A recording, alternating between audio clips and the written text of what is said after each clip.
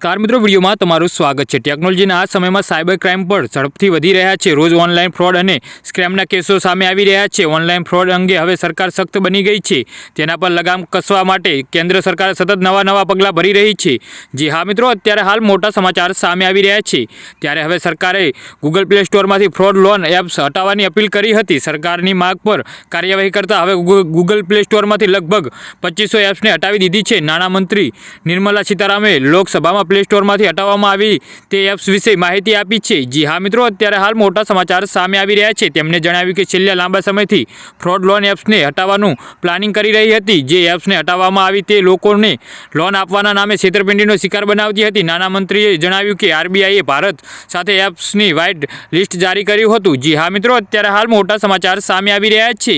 તો મિત્રો, સમાચારમાં વધુ વિગતવાર વાત કરીએ તો આ યાદીને ministry of electronics and information ટેકનોલોજીના ગૂગલ સાથે શેર કરી હતી। તેમણે જણાવ્યું હતું કે છેતરપિંડી કરનારી ફ્રોડ લોન એપ્સને નિયંત્રિત કરવા માટે સરકારે ભારતીય રિઝર્વ બેંક ઓફ ઇન્ડિયા અને બીજી રેગ્યુલેટરી ઓથોરિટી સાથે મળીને કામ કરી રહી છે। જી હા મિત્રો, તો આના વિશે તમારું શું કહેવું છે તો નીચે કોમેન્ટ બોક્સમાં જરૂરથી